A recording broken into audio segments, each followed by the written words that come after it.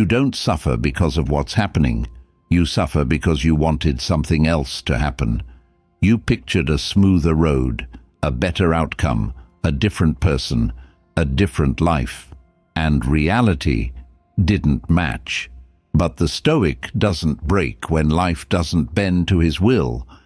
He learns to see things clearly, to embrace reality, not as he wishes it to be, but as it is.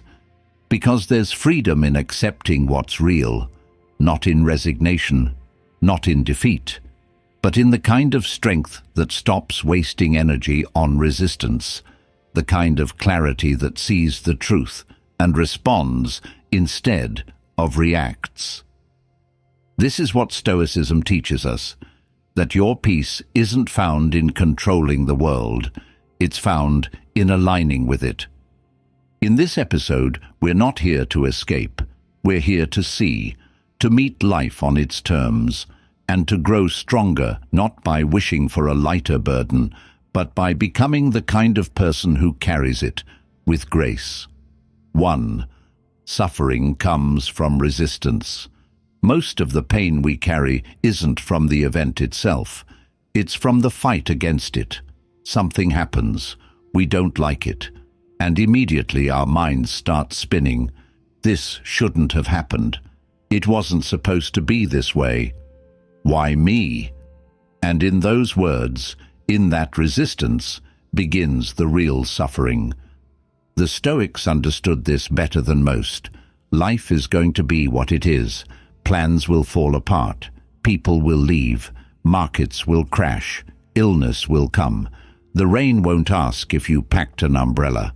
And the more tightly you grip your expectations, the more violently you'll be shaken when they're not met. What hurts us is not just what happens. What hurts us is the refusal to accept that it has happened. A breakup becomes unbearable not just because someone left, but because we replay it 100 times in our head, resisting every version of that ending. A failed opportunity becomes a personal failure, not just because we lost, but because we can't stop imagining a different outcome. We resist, we cling, and we spiral. But the Stoic doesn't operate that way. He still feels disappointment, yes, but he doesn't let it chain him. He knows that resistance keeps him locked in place, mentally, emotionally, spiritually. It's like trying to swim while holding a heavy rock underwater. You can fight all you want, but you're the one pulling yourself down. And what's the rock? The belief that reality should be different. Marcus Aurelius wrote, "If you are pained by any external thing, it is not this thing that disturbs you, but your judgment about it. And it is in your power to wipe out this judgment now." That's the shift. The Stoic doesn't waste energy on what already is. He learns to meet life where it actually stands, not where he wishes it would be. Because wishing doesn't change facts, and facts don't care about our feelings. But acceptance doesn't mean you give up. It doesn't mean you stop trying to improve things. It means you begin from truth, not fantasy. There's a difference between saying, "This shouldn't be happening," and saying, "This is happening. Now, what can I do about it?" One paralyzes you. The other empowers you. And let's be honest, resistance isn't noble. It's often fear in disguise. It's the part of us that doesn't want to feel discomfort, doesn't want to grieve, doesn't want to let go. So we fight reality, hoping if we resist long enough, maybe it'll change. But it doesn't, and we just stay stuck, tired, bitter. So what's the answer? The Stoic says, stop resisting, sit with what's real, name it, breathe into it. Stop trying to mentally escape through should have and could be. Reality doesn't respond to denial, it responds to engagement. And once you accept what is, truly accept it, something shifts. There's a clarity that returns, a calmness, a space where action becomes possible again. You may still feel grief, but you won't feel trapped. You may still feel loss, but it won't own you. You'll stop pouring your energy into rewinding the past and start using it to shape your next step. That's the beginning of healing, not avoidance, not fantasy, just honest, grounded acceptance. Here's the paradox. What you accept fully often loses its power over you, because when you stop fighting reality, you're no longer split in two. You're no longer half here and half in a world that doesn't exist. You return to this moment, this breath, this truth, and from there you can build. So ask yourself with humility, where in my life am I resisting what simply is? What pain am I holding on to, not because it's still happening, but because I keep wrestling with it in my mind? And if you're ready, don't just let go of the story. Let go of the resistance to the story, because suffering doesn't come from reality. It comes from our war with it. And the moment you stop fighting is the moment you start living again. 2. See clearly, not ideally. So much of our pain comes from distorted vision, not of the eyes, but of the mind. We don't see life as it truly is. We see it as we wish it would be. And when reality collides with our ideals, we feel betrayed, disappointed, even broken. But the Stoic doesn't ask the world to be perfect. He asks to see it clearly. We are raised to believe in ideals, the perfect partner, the ideal job, the flawless life plan. Social media feeds it, stories feed it, our own fantasies feed it. And over time, these illusions become our measuring stick. We don't compare life to truth. We compare it to a fantasy we constructed in our heads. And of course, reality loses. It always does. Because no moment, no person, no situation can live up to a perfect image. And yet, we judge it anyway. The Stoics were brutal in their clarity. They trained their minds to strip away the illusion, to see events, people, and outcomes as they are, not as they wish them to be. Epictetus taught, "It is not things themselves that disturb us, but our opinions about them." That's why Stoicism is not about positivity, it's about precision. It's not about pretending everything is good, it's about seeing everything as it truly is, and responding from wisdom, not fantasy. Imagine this.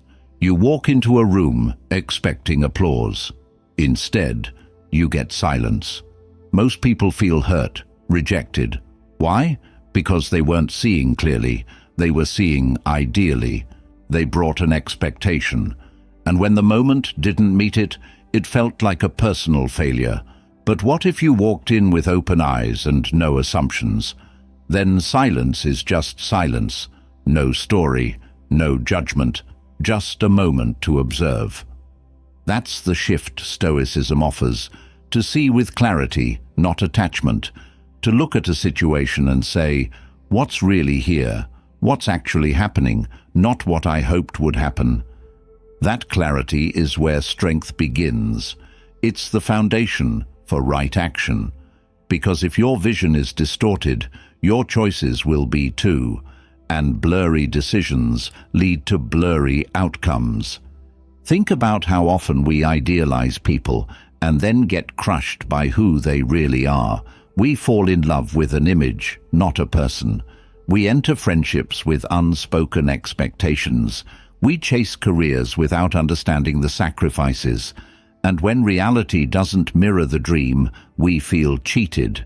But the Stoic says, don't blame the world, blame the illusion, because clear vision doesn't disappoint, it prepares.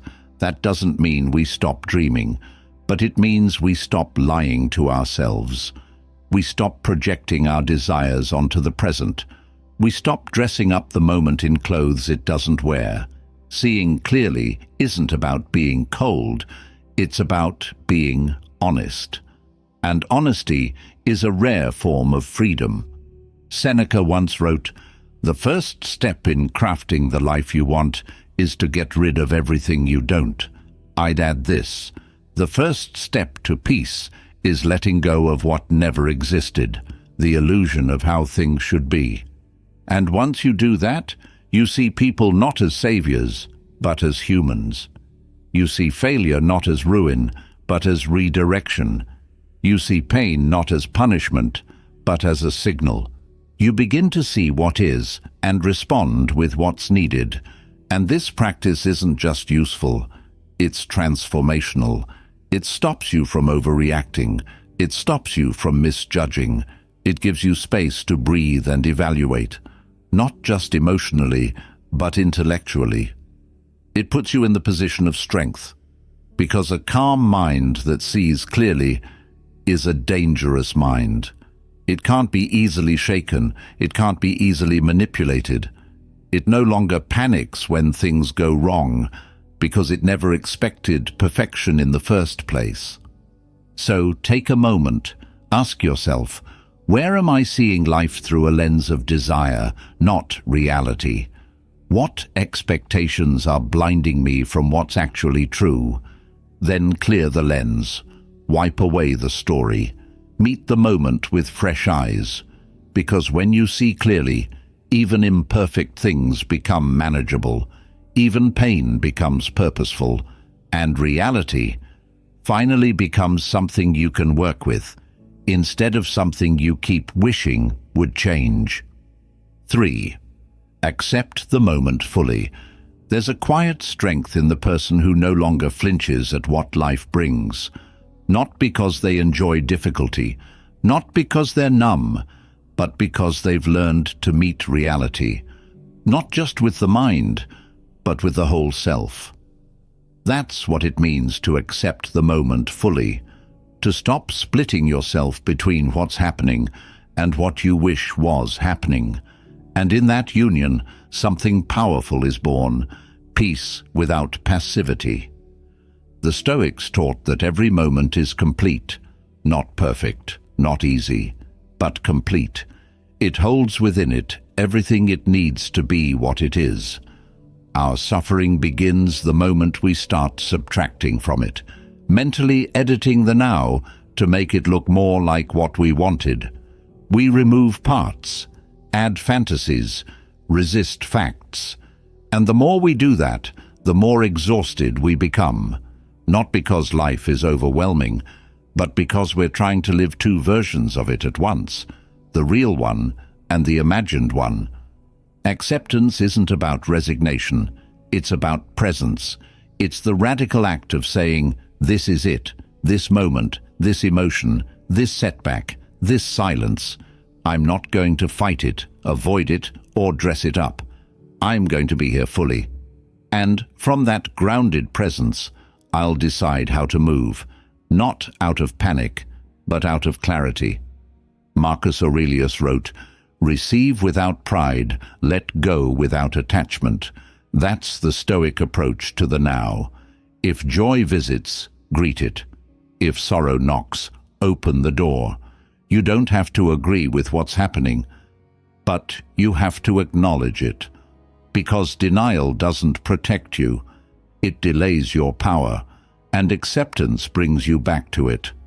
Let's be honest, we've all been taught to resist, to distract ourselves, to escape into screens, into noise, into activity, anything but the rawness of the now. But the more you run from the moment, the more disconnected you feel. And what is anxiety, if not the inability to sit still in what is? Imagine this. You're standing in the rain. You can curse it. You can try to outrun it. Or you can accept that you're wet, that the clouds are not your enemy, and that there's still breath in your lungs. That shift from resistance to presence doesn't stop the rain, but it changes your relationship to it. Suddenly, you're no longer a victim. You're an observer. You're a participant in reality, not just a reactor to it. And in that shift, suffering transforms. The Stoics practiced this daily. When illness came, they accepted it before they treated it.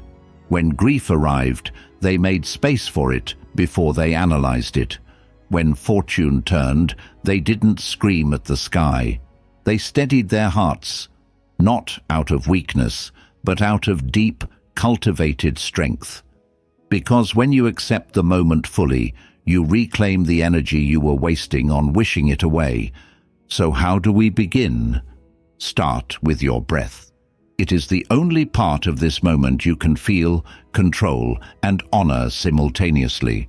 When something hard happens, pause. Before the reaction, before the judgment, before the spiral. Just notice. What are the facts? What are the stories? What are you feeling? And what are you adding to that feeling?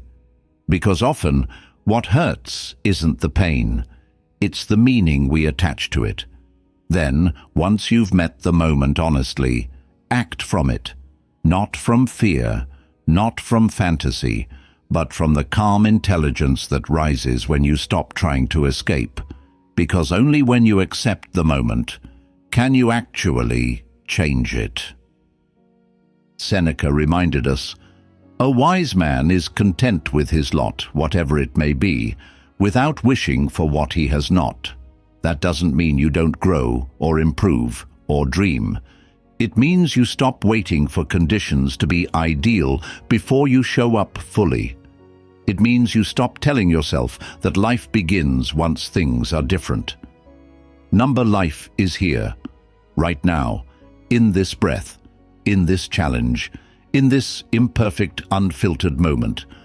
So ask yourself with courage, am I here? Or am I somewhere else, lost in regret, fantasy, or fear?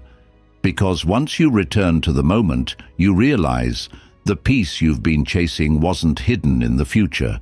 It was waiting right here the whole time. 4. Adapt to what is, not what should be. There's a kind of suffering that doesn't scream. It lingers. It lives in the space between what we expected and what actually happened. In the quiet whisper of, "It wasn't supposed to be like this." But life doesn't follow our scripts.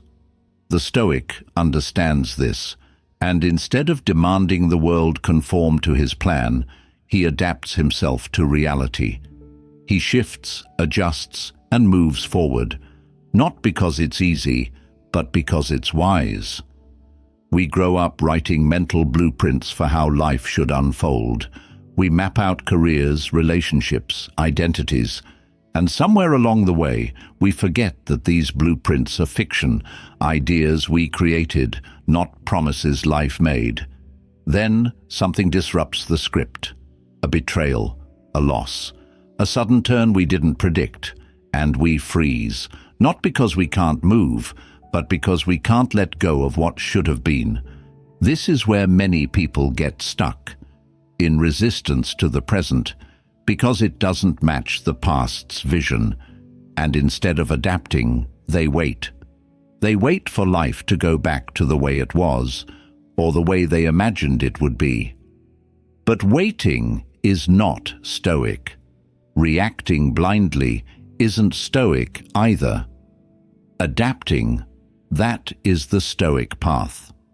Marcus Aurelius wrote, "The impediment to action advances action. What stands in the way becomes the way." That's not just poetic philosophy, it's a survival tool. Life changes, people leave, plans fail. And the more attached you are to how it should have gone, the more you'll resist how it must go now. But if you accept what is, and I mean truly accept it, then you're not frozen anymore. You're free to act. Adaptation isn't passive, it's power in motion. It's the ability to respond to change without losing your center. The tree bends with the wind so it doesn't break. The Stoic bends with reality so he doesn't fracture under its weight. He sees clearly, this is the new condition. This is what we're working with. And from that place of honesty, he moves. But many people confuse adaptation with weakness. They think changing direction means surrendering their vision. That's not adaptation, that's defeat. True adaptation is choosing a new route without abandoning your principles. It's rethinking your plan while holding on to your integrity. The Stoic doesn't say, "I give up." He says, "Let's revise." And sometimes adapting means grieving the old plan, mourning what won't happen. That's not weakness. That's clarity. That's emotional maturity. To say, "That was what I wanted, but this is what's here, and I will meet it fully," because clinging to "should be" will drown you. It ties you to a reality that doesn't exist. But what is, no matter how hard, is real, and what is real can be worked with, shaped, transformed. Fantasy cannot. So the next time you find yourself thinking, "This wasn't the plan," pause, breathe, ask, "But what is the new reality? What does this moment ask of me? How can I meet it with strength instead of sulking over its imperfections?" That's what Stoic adaptation looks like, not emotional withdrawal, not forced optimism, but thoughtful response to the present. It's a practice, it's a discipline, it's a form of inner freedom. Seneca once said, "A wise man adapts himself to circumstances as water shapes itself to the vessel that contains it." Notice, the water doesn't lose its nature, it simply adjusts to the container. In the same way, you don't lose who you are by adapting. You reveal your resilience. You discover new layers of strength and flexibility. You become bigger than the moment, not defeated by it. So again, ask yourself, what am I still trying to force? What plan am I unwilling to update, even though reality has already moved on? Then choose clarity over clinging. Trade expectation for adjustment, and you'll find that in adaptation, not control, lies your deepest power. 5. Reality is your teacher. There's a kind of wisdom you can't get from books. You can't find it in lectures or podcasts. You can only earn it by facing the raw, unfiltered experience of life, as it is. That's why the Stoics didn't just study philosophy. They lived it. They looked at reality not as an enemy to be conquered, but as a teacher to be studied. They understood something most people miss. Every moment is a lesson, if you're willing to learn from it. We often try to outthink life. We try to prepare for every scenario, avoid every discomfort, sidestep every pain. But life doesn't play by those rules. It throws the unexpected, the unfair, the overwhelming. And while most people spend their energy complaining or resisting, the Stoic watches, listens, learns, not because he enjoys hardship, but because he knows that reality is the curriculum of character. Think about it. What teaches you more? A perfect day, or a day where everything goes wrong? What reveals your true strength, comfort, or discomfort? It's not the ideal moments that grow us. It's the hard conversations, the failed attempts, the times you were humbled, corrected, or left with no easy way out. Those are the moments that refine your perception, that sharpen your patience, that reveal what you still need to master within. Epictetus said, "Difficulties show what men are." In other words, reality exposes you, and in doing so, it teaches you. But only if you're willing to stop asking, "Why me?" and start asking, "What can this show me?" And here's the thing, reality doesn't flatter you. It doesn't lie to make you feel good. It tells you the truth, often in brutal ways. That's why most people avoid it. They'd rather live in distraction than face the honest mirror of real life. But the Stoic seeks that mirror. He wants to see himself clearly, to know where his thinking is distorted, where his habits are weak, where his emotions are undisciplined. And the only way to do that is to observe how he reacts when life doesn't go his way. Reality is the ultimate feedback loop. You can tell yourself you're patient until someone pushes your limits. You can believe you're wise until chaos tests your judgment. You can claim you're disciplined until temptation knocks. And that's the point. Reality strips away theory and shows you who you really are, but it also shows you who you could be if you listen. Every time you're triggered, there's something to examine. Every failure is a map to your weak points.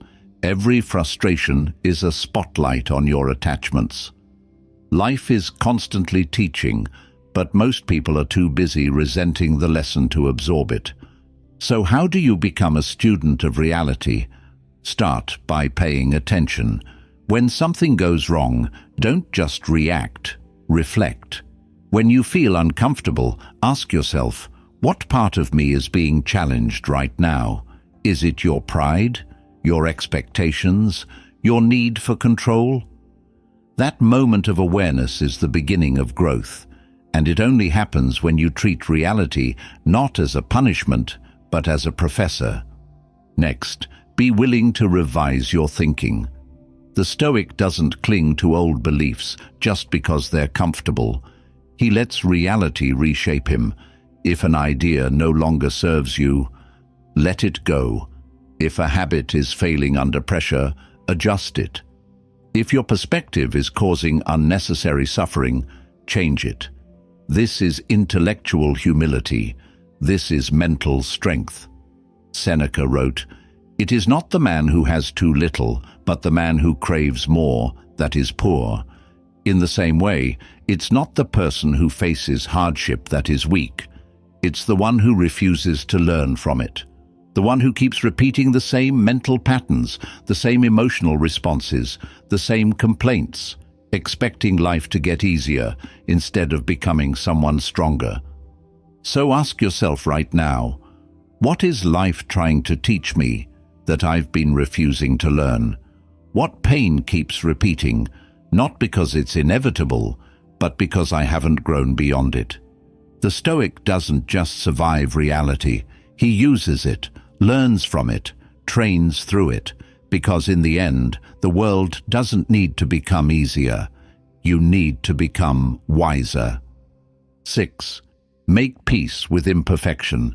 We spend so much of our lives trying to smooth the edges, fix the flaws, perfect every detail. We want things to look right, feel right, happen exactly as planned. But life doesn't work that way, and neither do people. There's no final version of you that will be immune to mistakes, free from doubts, or untouched by pain. And the sooner you stop demanding perfection from yourself, from others, from the world, the sooner you'll find peace. Stoicism doesn't teach us to chase flawlessness. It teaches us to accept the imperfect, not with resignation, but with reverence, to see beauty in the incomplete, to live fully in the presence of chaos, mess, and contradiction. Because reality is not a clean line, it's jagged, unpredictable, and wild. And trying to force it into a perfect shape only leads to frustration. Most of our anxiety comes from this unrealistic expectation that we should always be calm, always be productive, always be right. But the truth is, you'll be tired, you'll be irritable, you'll fall short of your own ideals. That doesn't make you a failure, it makes you human. And when you stop attacking yourself for being imperfect, something powerful happens. You create space to grow. Marcus Aurelius, one of the most disciplined men to ever live, constantly reminded himself to forgive imperfection, both in others and in himself. He wrote, "When you wake up in the morning, tell yourself, the people I deal with today will be meddling, ungrateful, arrogant, dishonest, jealous, and surly, but I can't let any of them hurt me." That's not pessimism, that's preparedness. It's emotional realism. It's understanding that flaws are part of the equation, not a deviation from it.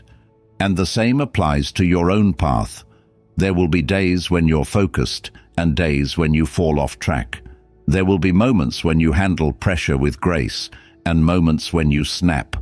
The Stoic doesn't expect perfection. He expects practice. That's the mindset shift, from performance to progress, from control to curiosity. Think of a sculptor. He doesn't start with a masterpiece. He starts with a block. Every strike of the chisel removes a flaw, yes, but it also reveals a shape. And sometimes, what looks like a mistake becomes the very thing that gives the sculpture its soul. That's what life is, a work in progress. You are not a finished product. You are being shaped, tested, refined. And every imperfection is an invitation to deepen your awareness, to strengthen your humility, to widen your compassion. But none of this happens if you're constantly at war with yourself. Inner peace begins when you drop the demand to be flawless, when you stop replaying every misstep, when you stop judging your worth based on external outcomes. That's when you start living, fully, honestly, courageously. Seneca once said, "No man was ever wise by chance. Wisdom is forged in imperfection, in failure, in difficulty. And those experiences don't ruin you, they reveal you. They show you who you are under pressure, who you are when the plan falls apart, who you are when nothing goes right. And yet, you keep going." So let go of the idea that peace is found in perfect conditions. It's not. It's found in the moment you stop resisting what's real. In the breath where you say, "This is enough, I am enough, and from here I grow." That's not giving up. That's waking up. Now ask yourself, what parts of me have I been rejecting because they don't meet some imaginary ideal? Where am I holding my peace hostage to perfection? Release the grip. Welcome the flaws, and realize the most resilient version of you is not the one who gets everything right, but the one who stays present when things are wrong. 7. Flow with facts, not fantasies. So much of our stress doesn't come from the situation itself, but from the stories we build around it. We take a single event and inflate it. We predict disasters, replay past mistakes, create entire emotional movies in our heads that never actually happened. And the more we feed those fantasies, the more we disconnect from reality. The Stoic approach is different. It says, stay with the facts, let the rest go. Reality, as it is often manageable. It may be challenging, uncomfortable, even painful, but it's real. It has clear edges. It can be worked with. But once you begin to add fantasy to it, fears about the future, assumptions about other people, what-if spirals, you're no longer dealing with the present. You're reacting to illusions, and illusions are endless. You can't solve them. You can't find peace in them, because they're not real. This is why Epictetus taught, what disturbs people's minds is not events, but their judgments on events. The event itself is often simple. A person didn't text you back. You lost a job. You made a mistake. These things are facts. But your mind says, they hate me. I'll never recover. I'm not good enough. That's the fantasy. That's where suffering multiplies. Stoicism teaches you to separate the event from the story, to pause, breathe, and ask, what actually happened? Not what you think it means, not what you're afraid it means, but what is. And from that place of clarity, you respond, not react. When you train yourself to stay with the facts, you begin to see how much emotional energy you were wasting. All those hours spent replaying conversations, imagining rejection, building internal court cases against people who may not even be thinking about you. It's exhausting and unnecessary. Reality already has enough challenges. Don't add imaginary ones on top. Think of a river. Facts are like the river's current, steady, powerful, moving in one direction. But fantasies, they're like debris, logs, branches and trash that pile up and create turbulence. The more you attach to them, the more resistance you create.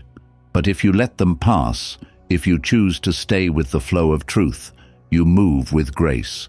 You become emotionally agile. You stop fighting things that don't exist. This doesn't mean you ignore your feelings. It means you investigate them. You ask, what am I telling myself right now, and is it true? Most of the time our thoughts are just habits, stories we've repeated so often, they feel like truth. But feelings are not facts, and just because a thought enters your mind doesn't mean it deserves a seat at your table. The Stoic mind is like a gatekeeper. It examines what's real and what's imagined, what's useful and what's noise, and the more you practice this, the lighter you become, because you're no longer burdened by invented problems. You're dealing with what is, and that's something you can face, change, or endure. Seneca reminded us, we suffer more often in imagination than in reality.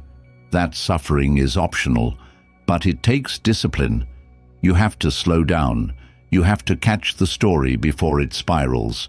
You have to bring yourself back, again and again, to what's actually happening. And from that place, you gain power.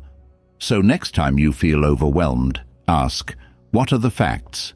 Then strip away the fantasy, drop the prediction, release the assumption, stand in what's real, and you'll realize clarity was always available. Peace was always here. You were just lost in a storm you created. 8. Surrender gives strength. We often think of surrender as weakness, as giving up, as letting life push us around. But Stoicism redefines surrender, not as passive defeat, but as powerful alignment. It's not about giving up control. It's about giving up the illusion of control, about accepting that the world will not always move according to our plans, and learning to flow with reality instead of constantly fighting it. That's not weakness. That's wisdom. There's a subtle strength in saying, this is beyond me, and I'm okay with that. Because when you stop trying to bend the world to your will, you free up energy, mental energy, emotional energy. You stop clenching. You stop resisting every little inconvenience, every unexpected outcome, every change in the script. And in that space, strength is born, not the kind that dominates, but the kind that endures, quietly, calmly, deeply. A Stoic doesn't waste time begging the universe for comfort. He prepares for discomfort. He knows that fortune shifts, people change, plans fail, and that the only thing he truly owns is his response. So instead of clinging to what should be, he surrenders to what is, not out of defeat, but out of clarity. He sees the bigger picture. He recognizes the limits of his influence, and in doing so, he becomes immovable in the face of change. There's a line from Epictetus that captures this perfectly. Seek not for events to happen as you wish, but wish for events to happen as they do, and your life will go smoothly. That's the art of surrender. It doesn't mean you stop setting goals or that you become indifferent. It means you show up fully and then release your attachment to the outcome. That's hard. We've been taught to grip tightly to results, to equate control with safety. But real safety doesn't come from control. It comes from adaptability, from knowing that whatever happens, you will remain intact. That's the Stoic definition of strength. Not dominating the world, but staying rooted when it shakes. And often, the moment you surrender is the moment things begin to change. Not because life suddenly obeys you, but because you have changed. You're no longer resisting the current. You're learning to navigate it. And that shift in posture from rigid to responsive is what allows you to move forward with peace instead of panic. Look at nature. The tree that survives the storm isn't the stiffest one, it's the one that bends. The river doesn't argue with rocks, it flows around them. There's a quiet power in that kind of surrender. Not a retreat, but a redirection. A decision to stay in motion without demanding that the path be smooth. So ask yourself, where in your life are you gripping too hard? Where are you trying to force something that won't move? What would it look like to stop pushing? Not because you've failed, but because you've seen clearly that this isn't yours to control. That's not letting go in defeat. That's letting go in wisdom. That's not giving up. That's growing up. Because in the end, strength is not measured by how much you can force. It's measured by how well you can flow, by how fully you can show up, act with integrity, and then release what's not in your hands. With grace, not fear. 9. Accept without passivity. There's a fine line between acceptance and surrender, and an even finer one between acceptance and passivity. The Stoic walks that line carefully, because true acceptance isn't about standing still. It's about standing aware. It's not apathy. It's not indifference. It's clarity. And that clarity gives you the power to respond, not react. To engage with life as it is, while still choosing how you show up within it. Many people mistake acceptance for giving up. They say, that's just the way things are, and use it as an excuse to do nothing. But that's not Stoicism. That's resignation. A Stoic accepts the present moment, fully, but never lets that moment define what comes next. He starts where he is, not where he wishes he was. And then he moves, deliberately, intelligently, without complaint. You're allowed to accept that things are hard and still work to change them. You're allowed to acknowledge pain and still keep going. Acceptance means facing reality without illusion. And when you stop wasting time wishing for a different past or resenting the current challenge, you free up the energy to act. Clear-eyed, grounded, committed. It's like standing on solid ground after drifting in fog. Once you see clearly, you're no longer paralyzed by what you can't control. You shift your focus to what you can. You stop catastrophizing. You stop blaming. You stop wishing. And you start doing calmly, without drama. That's the Stoic way. Marcus Aurelius wrote, "You have power over your mind, not outside events. Realize this, and you will find strength." But let's be clear. Realizing this doesn't mean you sit back and tolerate everything. It means you recognize what belongs to you, your thoughts, your choices, your perspective, and you take full responsibility for it. Look at any meaningful progress in your life. It didn't start with denial. It didn't start with fantasy. It started with a moment of acceptance, when you stopped lying to yourself, when you admitted the truth about your habits, your relationships, your mindset. And that honesty didn't break you. It freed you. Because once you accept what is, you can begin to change what will be. So where do we draw the line between peace and passivity? It's in the intention. Peace says, I will not let this shake my soul. Passivity says, there's nothing I can do. Peace says, I can respond with wisdom. Passivity says, I'll just wait for things to fix themselves. The Stoic knows the world doesn't owe you comfort. It doesn't owe you fairness, but it does offer you choices. And those choices begin with accepting reality, then acting within it. Accept that some people won't understand you, and keep living with depth. Accept that some plans will fall apart, and build better ones. Accept that growth is slow, and show up daily. This is not weakness.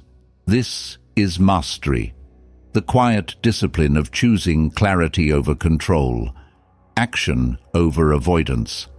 So ask yourself today, where have I confused acceptance with passivity? What have I tolerated, not because I chose peace, but because I gave up the fight too early? You can be at peace and still set boundaries. You can be calm and still chase excellence. You can accept the world as it is and still do everything in your power to make it better, starting with yourself. 10. Presence is found in reality. We talk a lot about being present, about living in the moment, appreciating the now, grounding ourselves in the current experience. But the truth is, most people don't live in the moment. They live in a story about the moment, a judgment, a memory, a fear. Presence isn't just about being here physically, it's about being here mentally, emotionally, and intentionally, and you can't do that if you're running from reality. Stoicism teaches that presence begins where illusion ends. You can't be fully alive in this moment if your mind is arguing with it. If you're regretting what already passed or fearing what hasn't arrived, then you're not really here. You're somewhere else, caught in a mental fog, and the only way out is to return, not to what should be, but to what is. Reality, raw, honest, imperfect, is the only place where life actually happens. And when you commit to seeing it clearly, you reclaim your attention. You stop leaking energy into fantasy. You stop spiraling into imagined futures or revisiting old wounds on repeat. You face what's in front of you, and in that moment, you become present, not because you meditated, not because you repeated a mantra, but because you stopped resisting what's real. Marcus Aurelius wrote, "Confine yourself to the present." Why? Because the present is the only domain where action is possible, where choice exists, where growth happens. The past is gone, the future is uncertain. But this breath, this task, this thought, is where your life is being shaped. Every moment you're present, you're planting seeds of strength, of discipline, of peace. Presence doesn't mean perfection. It doesn't mean every moment feels magical. Sometimes being present means sitting with discomfort, with boredom, with grief. But even then, especially then, presence gives you power, because it puts you back in contact with what's real. And only from reality can you respond with clarity. We often think, once life calms down, then I'll be present. But presence doesn't wait for calm. It creates calm. It's a choice to stop racing ahead, to stop escaping, to bring your mind back into alignment with your body. That's not always easy, but it's always worth it. Because the more time you spend anchored in reality, the more grounded, wise, and resilient you become. And here's the paradox. The more you practice presence, the more expansive life feels. Time slows down. Small things matter more. Joy becomes available in moments you used to overlook. You stop chasing highs and start appreciating depth. Because you're no longer somewhere else. You're here, fully, awake. So ask yourself now, where are you? Not physically, but mentally. Are you here? Or are you lost in an argument that ended days ago, in a future that hasn't arrived, in a version of yourself that no longer exists? Bring it back, to the breath, to this thought, to this choice. Because presence, true, grounded, stoic presence, is not about escaping life. It's about entering it fully, with open eyes, steady hands, and a mind that has learned to live not in fear, not in fantasy, but in reality.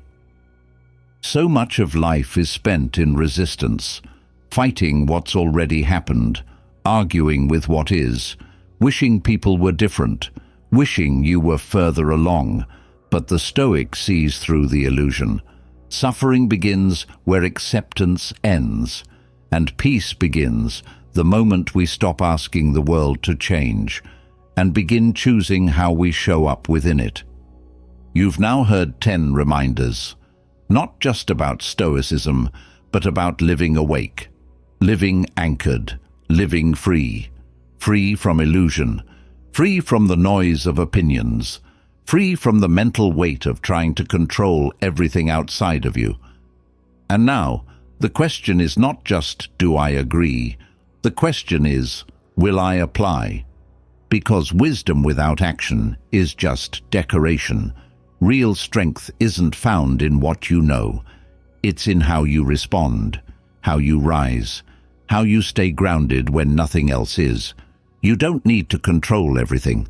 You just need to master your mind, accept what is, and move from there, calmly, clearly, intentionally. And if this episode helped bring you closer to that space, that inner clarity, then carry it forward. Practice it, live it. And if you found value here, share it with someone who needs it. Subscribe. Join the movement. This is not just philosophy. This is a way of living. Until next time, stay awake, stay anchored, and as always, stay grounded in what's real.